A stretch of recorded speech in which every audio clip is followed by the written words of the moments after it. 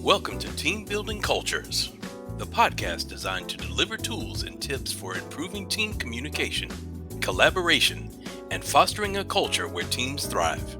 Now, here's your host, Beverly Hathorn, owner of Strategic HR Consultants.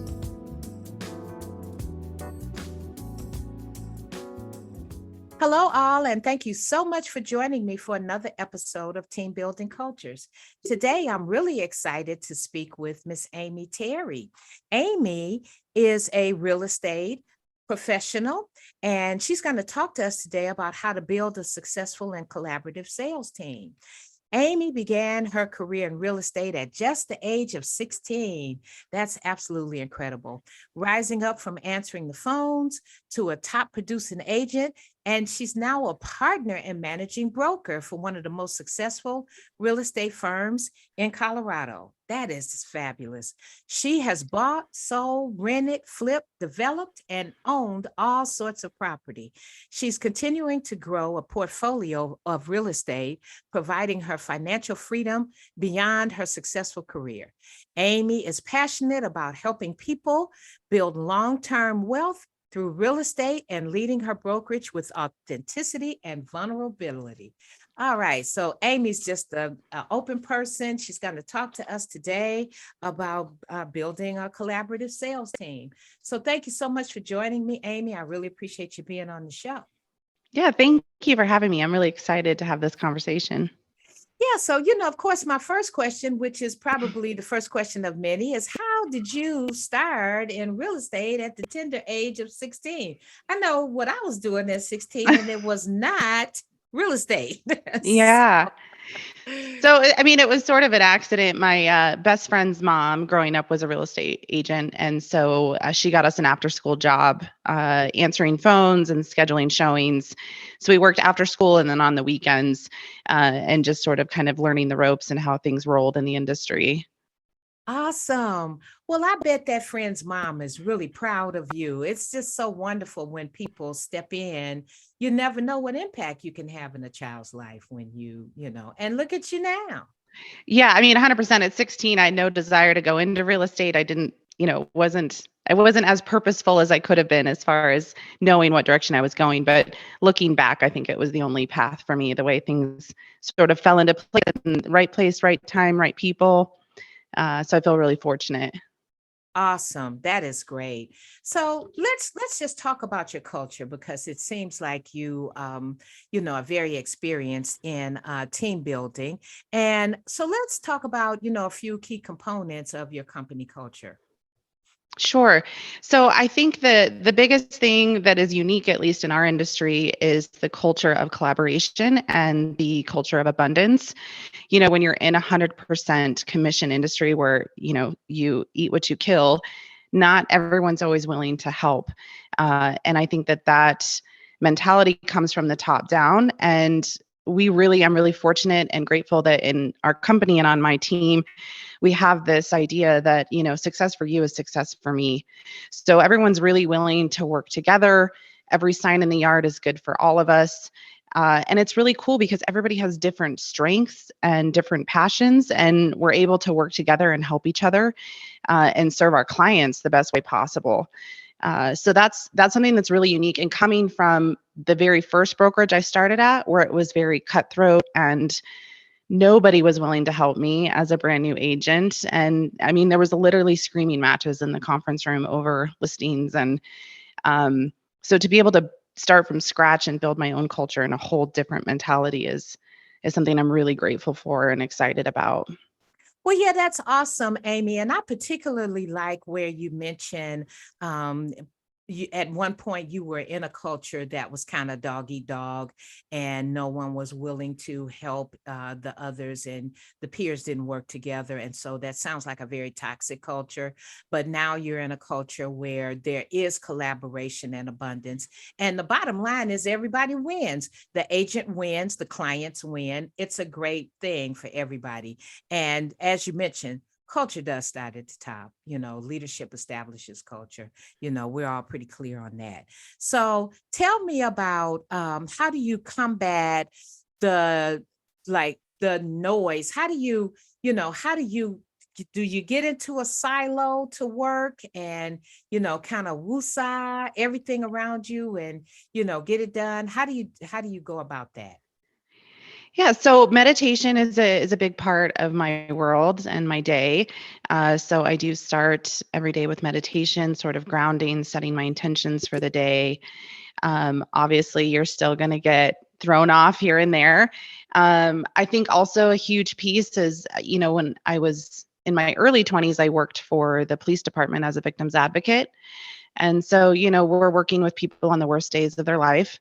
And it helped me develop a really good sense of perspective of, what is truly an emergency, what is truly worth ruining your day over, and what's not. And working with my agents, I always call it the 5-year rule. So I'm like, are you going to remember this in 5 years? And if the answer is no, then let's not spend 5 more minutes, stressed about it. So that's helpful just to have perspective of what's really important. And I think I really strive to treat all of my agents as a whole human. And my goal is to help them succeed, whether that's with our organization or outside of our organization.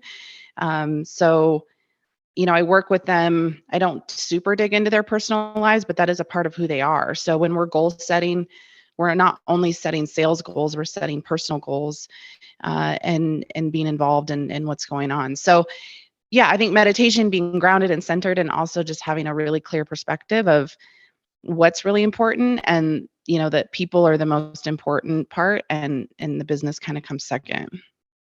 Oh, yeah, that's wonderful. I totally agree. We have to determine what is really critical because you can't fight every battle that comes down the pike. You have to be able to pick and choose what should get your energy. If you don't, you'll be completely exhausted in little or no time. And I particularly myself apply the 5-year rule. If it's not something that's going to have impact or I'm going to remember in 5 years, it's probably not something I need to spend a whole lot of time or I need to prioritize. So, yeah. And, when you speak about building relationships, not that you pry into your agents' personal lives, but you do build a relationship. And that I think that helps you lead better when you understand people's perspectives and their priorities and, where they're coming from, so to speak. I think that helps you that helps us as leaders become better leaders. So in a sales position, I've tried it once or twice, was not successful because it's not for everybody. Yeah. So what helps you build confidence in a sales position? I mean, you don't look like you're made of armor and steel, but in sales, you gotta be tough. It's not for it's not for the No. softies of the world. So what helps you Yeah. build confidence in that arena? Well, some of it just takes time. I mean, I'll be honest, my first 2 years in real estate, I cried a lot. You take everything personal, there's a lot of rejection. So some of it is just, kind of getting thicker skin, but it's also, I think I really realized 99% of the time, people's decisions really don't have anything to do with me. So it's, doing the best job that you can do, providing the most value. And if someone chooses to work with you, great. And if they don't, that's okay. And know that, sometimes you get feedback on why they're not working with you, and that's helpful. And sometimes you don't. And then the other piece is, um, you know, focus on providing value and focus on what you can control, and trust that the results will come. So you can't get super focused on the outcome of, especially in real estate, there's so many ifs and so many things that a deal can fall through or people change their minds or whatever. So focusing on what you can control, know that you're doing a good job. And a huge shift for me, honestly, when I first got into real estate, I felt really uncomfortable being a salesperson. A lot of people view us not in the best light. And so for me, when I shifted my mindset that I'm really a consultant, I'm not selling people anything, I'm helping them through a process, that changed a lot. I was really then felt proud of what I was doing. And I realized that my clients are lucky to have me because I truly am looking out for their best interest. And, energetically, that shift really changed the clients that I was attracting. I feel fortunate that I, for the most part, get to work with really grateful clients. They're it's a good collaboration. They're happy to have me.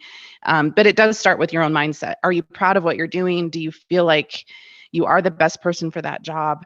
Are your clients fortunate to have you? And once you really believe that, and if you don't believe that, then what do you need to do to get to that place? Everything will kind of fall into place, I think, once you get there. I really like that you position yourself as a consultant and not as a salesperson. That does have a certain connotation to it. You're correct. I recently, well, a while ago, I purchased a vehicle, and I was involved with a couple of salespeople, automobile salespeople, and one of them, as you say, positioned herself as a consultant. You know, when we would speak, which was often because I couldn't make up my mind what I wanted to do, but when we would speak, she would end every conversation with, well, just give me a call and let me know. You know, there was no pressure, you know, and talking to her was like, you know, I was thinking about this, but does the car have this, you know? And she would, well, no, it doesn't really have that, but you know what, you can do this, you know? And I said, well, let me think about it. Okay, just give me a call, let me know. There was another salesperson that I was dealing with who just was very aggressive and wanted me to purchase the vehicle, not only purchase the vehicle, but purchase the vehicle now, you know. And I kept saying, Yeah. I'm not quite sure this is what I want, you know. And he was really aggressive. And needless to say, he lost the sale. And the consultant, who I didn't realize that's what she was at the time, the consultant got the sale just because of the relationship that we built and the way she positioned herself, you know. So I can definitely I'm in alignment with what you just said about that. So that's great that you not aggressive and you are more of a consultant, and I'm just here to help you manage. Well, Yeah. I think your intention is so important, and that comes across like in those two examples. I'm sure the first person, her intention was to help you get into a car, regardless if it was one of hers or not. The other person's intention was to sell a vehicle. So that's, like with my agents, a lot of the coaching is, what is your intention? Is your intention truly to help people and provide value, or is it to get a commission check? Because people can feel that. And I just don't, I mean, for me personally, I'm not super driven by that. So it's not a very fun way to operate all day. Yeah. Helping people to me is much more fun. And yes, the result of that is you do get paid at the end of the day. But I think your intention is, you need to be clear on your intention, and then that, people feel exactly what that is. Yeah, that's awesome, you know, and you're right. We can tell if you're just trying to make a sale. So we understand how important a sale may be to you, but you know, as a consumer, we can definitely tell. So what would you say keeps your employees and your agents loyal to your company? I mean, I can sense it already, but what would you say? Yeah. I think, like we sort of touched on, a lot comes from the top down. I think the leadership in our company has a lot of integrity, which is super important to me, and vulnerability. And I've learned that the more I'm vulnerable and honest with my team, the more it gives space for them to do the same. I think with my team specifically, we are kind of a big extended family. And something small, at least I thought was small in the beginning. I start our meetings with, little team building questions. And it's amazing the things that come out and the connections that people make. And I think that's when things get tough, keeps people there. The true relationships, the true support. We also all rally around each other. When someone's got a medical issue going on, or even a vacation or a tough deal, there's a strong support system there, and everybody genuinely cares. And we also generally enjoy hanging out with each other, which is a bonus. I don't think that's always, doesn't have to be best friends with your coworkers. And I think too, we really, going back to the intention piece, part of our core values is clients first. It's always, anytime you're questioning, what direction do I go? Well, what's best for your client? So I think we attract people that are in the business for the right reasons, and that feels good to them. Yes, we have sales goals, but that's not the number one priority. The number one priority is serving our clients. So yeah, I think having alignment and what your values are, your goals are, And like I said, treating our agents as whole humans, and understanding when, things go on. I think about when I first switched brokerages, I had gone through a significant breakup and was sad and not really working. And, our CEO called me, and it wasn't a conversation of, your sales are way down. He called me and said, I want to see if you're okay because I noticed you're not doing anything. And it wasn't, he wasn't worried about the sales. He was worried about me as a person. And, I learned from his leadership and do the same thing. So, and that's what we, all things when people's sales are down, there's usually something going on. So let's talk about that, not start hammering on them to produce. Yeah, yeah, and that again goes back to the relationship building and the value that you place on your employees, because sometimes I've seen situations where salespeople are only unfortunately as valuable as last month's numbers, so Hmm. it's wonderful to hear that your organization focuses more on the value that the people bring as opposed to the metrics and the objectives that, whether you're attaining them or not. That's really great. So it sounds like you have a wonderful culture and that you've fostered and nurtured and built. So I would wonder if on occasion somebody kind of tiptoes in there that's not of that nature or not Yes. familiar with that sort of culture. How do you protect your culture and keep it, just like you got it? Yeah. So I'm probably a little overprotective. I think we could grow a little bit more than we have, but yeah, I try to have several conversations with somebody, interact with them in different scenarios before making them an offer to join the team. Something as simple as going to get lunch or coffee. How do they interact with the wait staff?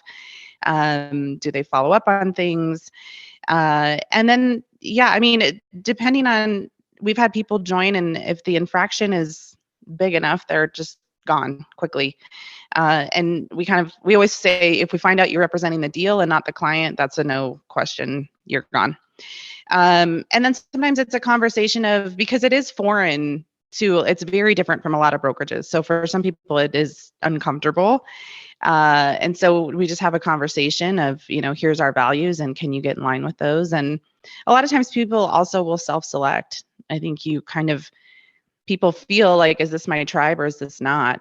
And they'll self-select. So, I think the biggest thing is which has taken me time, is be fairly quick to be open to hiring, but quick to firing. Um, Oh, so because the hard thing is sometimes people interview fantastic and then they're totally different. And some people interview horrible and then they super surprise me and are a great asset to the team. So that's one thing I'm trying to move the needle on, being more open and bringing people in. But when it's a clear fit or clear that it's not a good fit, you know, and my mentor told me years ago, because I had a really hard time letting people go. He said, you're not doing that person any favors keeping them in the wrong spot. So that yeah. helped me to have a clear conversation of like, look, this isn't a fit. I don't think you're happy. We're not happy. And sometimes my team has to hold me accountable, and they'll speak up if they feel like, hey, this person is toxic. They're not a good fit. And I appreciate that they feel comfortable enough to do that. And that they have pride in the team and the team culture and that they want to maintain that. Yeah, yeah. I appreciate that your team feels comfortable coming to you because the culture that you've established allows that conversation. They feel safe enough to come to you and talk to you about it because your culture is very important. Your culture is what drives your organization. Your culture is really one of inclusivity and psychological safety, and everybody's working together great. Your focus is the client, not the numbers, and you build relationships. So it's a culture where people can grow and develop, and we don't want anything to interrupt that. And if someone comes along who's not of that mindset or not interested in adding to that culture, then it's good that you can, help them move on down the path to something that may be better for them. So Yeah. Yeah. yeah. Yeah, that's really great. So let's talk really briefly about the importance of team dynamics. So how do you get, we have all these different people on the team, and their priorities will differ because they're different people. How Hmm. they communicate is going to be different. Like, Amy might like to get things at a high level. Just give me the top stuff. Where Bev likes to get all the details. I need all the numbers. I need everything lined up. How do you, Yeah. arrange that team dynamic so that it continues to work? Well, the nice thing is in real estate, everyone truly is running their own businesses. So in that sense, they have some control over how they do things personally. But what is great is we do have so many different personalities on the team, and that's actually really helpful with clients because I'm more of an emotional gut feeling kind of do things on a whim type of person. And then we have really analytical people on the team that love spreadsheets and numbers. And so when you get a client that's opposite of you, in our industry, you have to kind of be a chameleon. But it is really great to rely on each other of, hey, can you help me with the spreadsheet or make sense? I have a hard time. I work with a lot of engineers. There's a big engineering firm near us, and the way their brain operates is very different from mine. But same thing, when some of my analytical agents are struggling with someone, I can say, well, here's some pointed questions to help this gut feeling person come to a conclusion. So yeah, I think giving the freedom and space for everybody to flourish in their own strengths, and it's so wonderful that everybody's willing to share their strengths. And the other thing that I'm really grateful for is we've got a wide range of experience. I have agents that have been with me 10 plus years, and I've got guys that just got their license a few months ago. And the experienced ones are now really excited about helping them grow and mentor. So not only does it take some off my plate, but it's cool to see these relationships flourish. And then these people get to grow as leaders and mentors, helping the new people. So yeah, I think it's just really identifying everybody's strengths and then also really being open to feedback. I do quarterly reviews one-on-one, and I always ask, what's my greatest strength as your managing broker and what's my greatest weakness? And it's helped me. Some are more open and honest than others. But it's helped me have awareness of, one of the best feedback I ever got from one of my agents is he said, it's great. You never get your feathers ruffled and you can handle things, but sometimes it feels dismissive when we call you panicked and you're like, oh, that's no big deal. So that was good awareness for me of like, sit with them for a minute, recognize how they're feeling, that it is a big deal to them, and then help them solve the problem.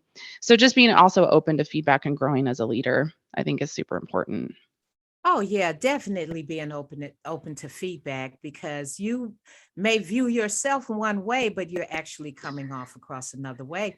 And it doesn't really help your team if you view yourself as, one type of leader, but that's not what they're picking up. So, that doesn't really help your team grow. And I like that you talk about things like collaboration and communication and, let's all go together, as opposed to, hey, I'm the leader and we're going to do it this way. And that's just that. So I can see where your team, you would be very successful at what you're doing, because, the old adage, if you want to go fast, go alone. But if you want to go far, go with the team. So Yeah.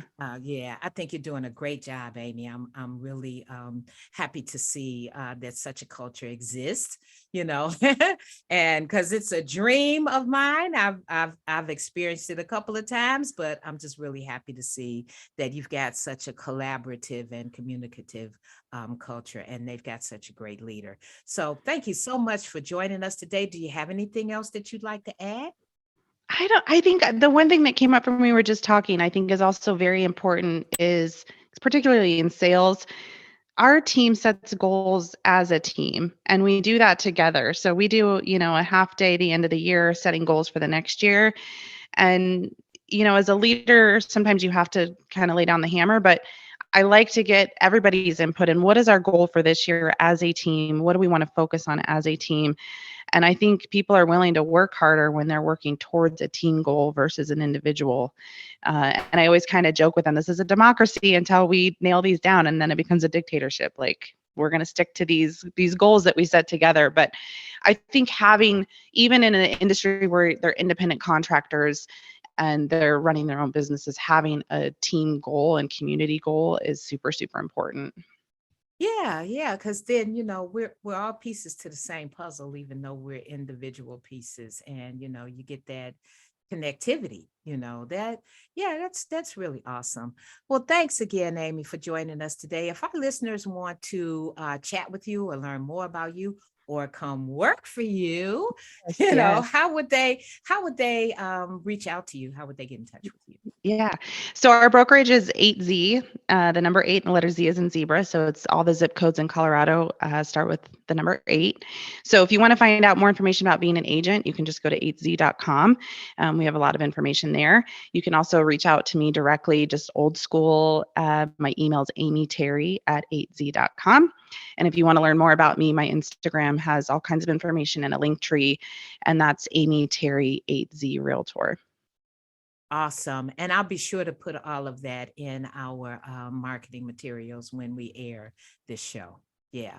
So thanks again, Amy. Really appreciate your time. Really appreciate you being here and all the information that you've given us about building successful and collaborative teams. We learned a great deal today. Good. Thank you so much for having me. Thank you for tuning in to another episode of Team Building Cultures. We hope we have delivered helpful and enlightening information to help you create your dream team. Join us next time